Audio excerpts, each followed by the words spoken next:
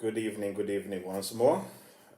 Thank you for choosing to spend another evening with the Mental Catalyst. I hope everybody had a good weekend and the week has started very well. So last Tuesday's session was showtime, basically where I talked about how we got started. The office was set up. We had employees in there. We got in two 40-foot containers of ATMs, 33 of them, and we started, approaching the banks based on the letters or expression of interest we had received from them. So it took us 18 months, and we hadn't secured any contract. And at that point, the choices were basically two: throw in the towel and give up, or sink lower and hope for a miracle. And I also talked about how I had to switch to dawn mode and make an offer that a bank could not refuse. And I think that's the cliffhanger as to the last one. So the main highlights are the main lesson from that one is the very first, which is session 14, the last episode or session, is when you really believe in what you're doing, as much as you may have doubts, dig deep and listen to your instincts. Largely, you will have the answer. And for us, the answer was there was no turning back. It was something we had to do because we believed in it. And even though we were confronted with challenges that we did not anticipate, we were not ready to throw in the towel or give up because it was not an option. So, after 18 months, I realized that okay, we had to change gears. Most of the big banks at the time, the multinational banks, already had their ATMs, so we're left with the local banks. And I've also already mentioned that NCR has been around since independence. They're the incumbent, the market leader, is the number one brand that everybody knew at the time. You can't talk ATMs and NCR's name will not come up. Most of the IT heads and senior management, a lot of them had passed through NCR, taking courses on NCR. So they had some form of loyalty and affinity to NCR. So, what was the offer that was made that the bank couldn't refuse? And I say an offer to a bank that they couldn't refuse, not in a negative way, because obviously you can make the best offer to someone, they can choose to take it or not take it. So this is what happened. Let me keep on going back. So we had, and we still do, three national state banks: GCB, NIB, and ADB. GCB already had the infrastructure in place. ADB already had. NIB was at the verge of signing a deal, 13 ATMs with NCR, signing. And my eyes were set on NIB, and it was a deal I wanted to get because they had a good footprint in terms of branches nationwide and stuff like that. And I didn't want NCR to win that deal, even though I knew they were super close to getting it. So after back and forth with NIB management, we pitched our outsourced model. We give them 5 ATMs, which they pay for.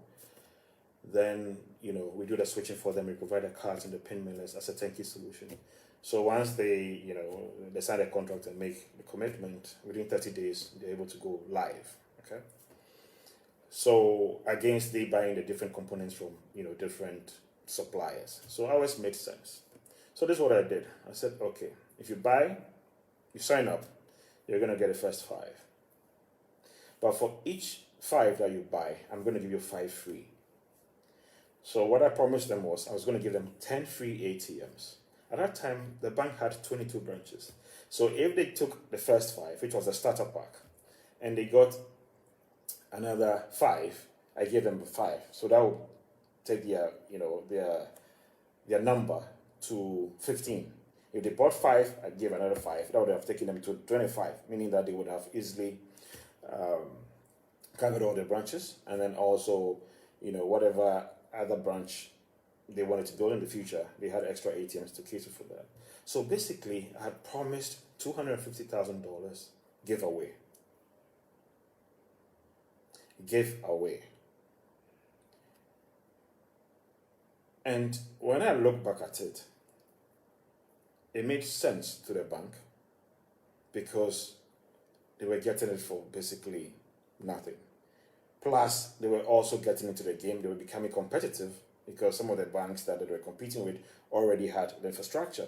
So now here they were with an offering that gave them an edge to move faster than if they had gone, the traditional route. So a $250,000 giveaway. But what it meant to us at Cornet was this. We're going to have a customer. Remember I talked about why the banks were not coming even after 18 months of setting up. Because you had a chicken and egg situation, right? You set up, it's either you set up before they come, or you want to get them before they come, right? So now, number one, the first reason why, even though they had expressed interest, they were all hedging and waiting, was this. The brand Diebold is an American company, American brand. Most of the decision makers are well-traveled people, and they have used and they've been exposed to the brand outside in the US and other countries. But what they hadn't seen before was Diebold in Ghana. There was no reference site in Ghana. So even though they knew it was an American brand, it was top quality, they were the second largest manufacturer of ATMs in the world and stuff like that, like number one in the US at that time, there was no local reference. And all of them were hedging. The second reason was I personally was not known. Because remember, I had left after sixth form and then went to do 10 years out. Okay? By the time I came back, because I didn't do uni here, most of the middle management folks were not people that I really knew and connected with. And those things are very important. Your classmates, where they get to and the kind of relationship you have with them and things like that, because they get to the middle management and upper management to make decisions. So I was lacking in that regard. So even though I had a powerful board and all of those things, you're the key promoter, you got to be known. So I wasn't known. So that was a factor. Another factor was this, and I found out after being around for 2 years, a bank decided to give me the contract, and the IT manager was like, Michael, I decided to give this to you because I was waiting to see whether you survive the first 2 years. So I asked him why. I said, look, Michael, a lot of people from the diaspora come back and they come and talk, and then they run away. And obviously, this is a critical service. So we wanted to be sure that you have the staying power. And I was like, look, if you don't give me the business, how am I going to survive? So on the 2-year anniversary, he decided to give us the contract. Now the NIB store was very interested because the head of IT was a product of NCR. The head of IT, Eric, he's passed on now. May he rest in peace. It was difficult getting the IT manager whose loyalty is to my competitor. But when the offer was made, it was an offer that made so much sense. It was an offer that the bank couldn't refuse.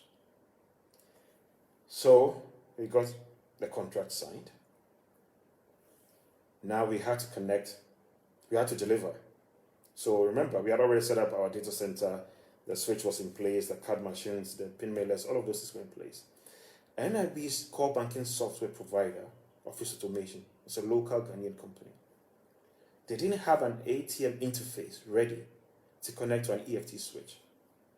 So now we had to connect to the local core banking software. We had to work with them to develop the ISO interface.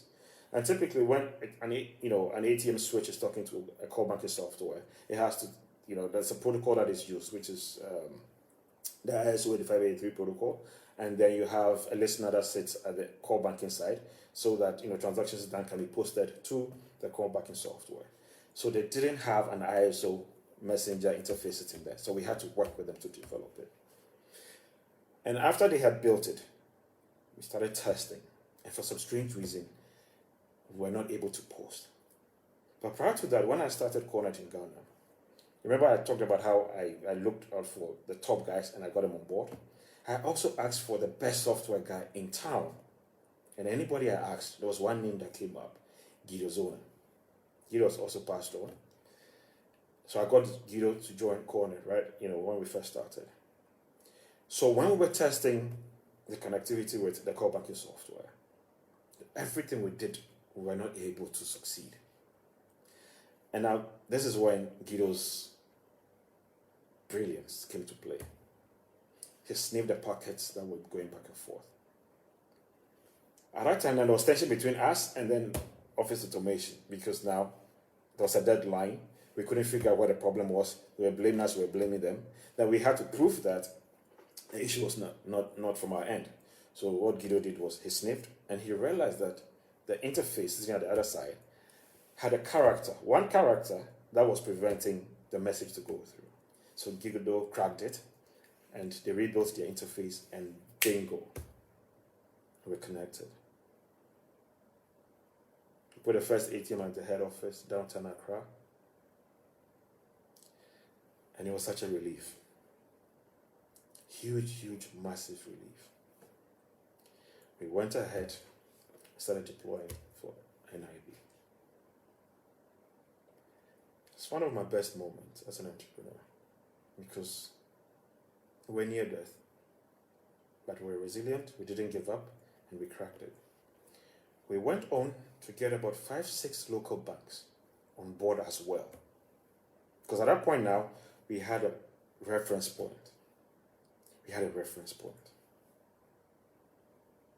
So we went on to get about 5-6 banks on our switch, outside of the banks that were also supplying them ATMs.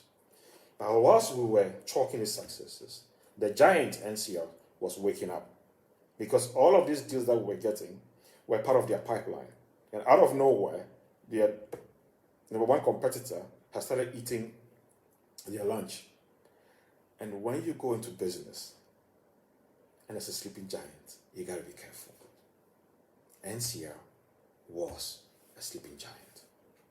When you go to a market where the incumbent, the market leader, owns more than 70% of the market, you have to reevaluate. These are things I found out 12 years after I did a lot of reflection and things like that, and I realized that, look, when you are going to business and there is a player who owns more than 70% of the market, you got to reevaluate, because guess what? You're going to go for crumbs. Now, in our market, the big banks that had the money to spend were not within our reach. Barclays, EcoBank, Standard Chartered, Stanbic, because all of these banks had global deals with NCR. So what it meant was that they did, a group sourcing, and then all the affiliates or opcos or whatever it is, they they get the ATM sent to them. So I couldn't go to a Barclays or go to a Standard Chartered or go to an EcoBank easily and say, oh, okay, I want to sell you 5 ATMs. Because guess what? NCR had already locked the top big banks that had the financial muscle.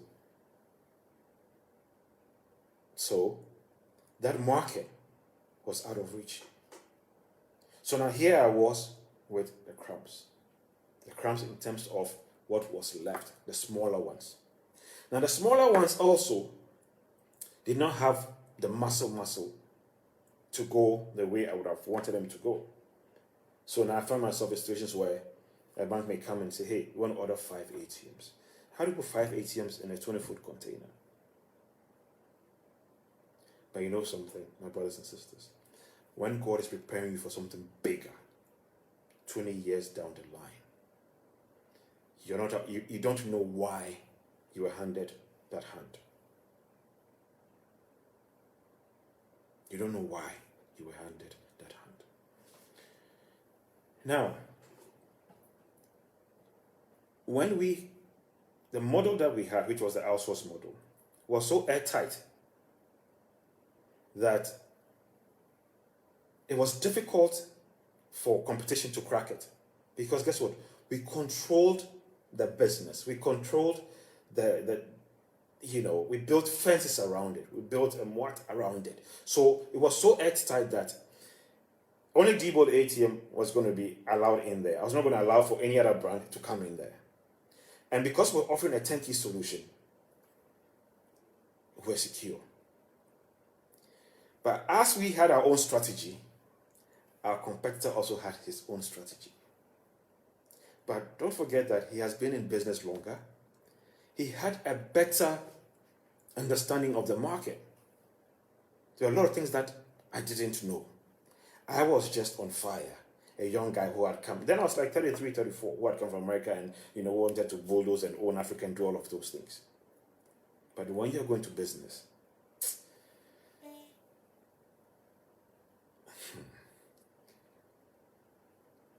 there are certain things you got to check out. You may not have all the answers, all your assumptions may not be right, but there are fundamental things you need to check out. One, who is the market leader? Where is the money? If the money is not within reach, reevaluate. Now, when I look back at the NIB move, it was a strategic move. Even though I gave away $250,000, the contracts we signed with the banks then were all 5-year contracts. Okay? So I knew that in the 5 years, I was going to make back the money we gave away. Worst case, we're going to break even. But the most important thing was that it gave us a track record that led us to getting other banks on board. So it wasn't a bad deal. The bank was smart enough, the managers then were smart enough to say, you know what, guys, even though we wanted to go with these guys, what these guys are offering makes sense and will help us get to market faster. Plus, they seem solid. And solid we were. But when you are controlling a critical infrastructure, an EFT platform for a bank, the ATMs, the switches, the cards, the pin millers, and all of that, the enemies you make, coupled with your competition, when they all zoom in on you, it's not easy. It's not easy. We won many battles, but we lost the war. We lost the war because we had to lose the war, because there's something bigger ahead for us. So, in all of this, when you're a leader, as much as you may have self-doubt, always follow your faith. I knew that the Lord I served would not shame me. I knew that the love I had for my associates, my employees, those around me, I knew that they would stand by me. And I also made sure that the relationship that I had with my customers, they could call me day and night. I made sure that I loved them and I genuinely cared about their business. I wasn't doing it because of money. I was doing it because I just wanted to add value. I wanted to create an environment where young ones could come and learn. I also wanted to make sure that I was bringing something back home after being out for 10 years. So, whatever journey that you're on, personal, professional, whatever it is, it's always going to be bumpy. But you got to have faith. You have to believe in yourself. There are times when you're going to doubt, because I've had times when I'm alone and I feel tears dripping because I'm overwhelmed and I can't talk to anybody, I can't cry. And I know I've put in all that I could put in, but it's not going the way I wanted to. So it's okay to have those blue moments, but never despair. Never give up. A lot of times people give up when it going gets tough. I'm a living testimony. Don't give up. Because when you don't, you still stand a chance of succeeding. But the most important thing is you are going to learn so much that the next time that you have to do something, you are better equipped and prepared. And success is a series of what? Failures. So when you are scared of failing, then you're not positioning yourself to succeed. Today's session is titled what? The Genesis. This was the beginning of fintech in Ghana. This was the beginning of the ATM wars in Ghana. A story that needed to be told so that those who are coming can also learn.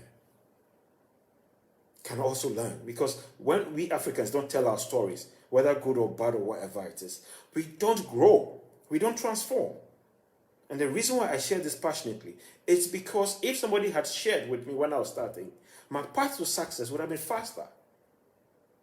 So I share this passionately because I want other players to also learn and share their stories. And those who are listening and watching, nothing is beyond your reach. He did it. Next week's session, I'll talk about now the attacks. Now the attacks come in ways that I personally started doubting myself. I started feeling incompetent. I started feeling deficient. I was feeling inadequate. But there was also a voice inside me that always used to say, Michael, you are a fighter. You're not a quitter.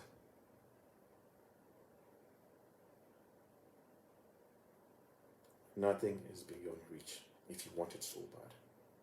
But don't forget that you can't go it alone. You have people with you. Love them, treat them well. Love your customers, but always be daring. Don't be a chicken. If you lose, take it. Accept it. Teddy, NCR, it's a guy I respect so much. He got to a point, I called him, I said, Teddy, Charlie, you're kicking my butt too much, man, slow down. And he will laugh and smile, say, oh, Mike, you know his business now. No hard feelings, because when I had a chance, I went for him. When he had me, he came for me. But what we did for Mother Ghana was what? We moved the country forward. We moved the country forward. So until we meet again next week, please, never let go. Don't give in. Hold on. Whatever you're going through, say a prayer, regroup, and keep fighting. Because what? The God that brought you to this earth is not a God that loses. He's a winner. Until we meet again next week, stay safe. I love you guys, and good night.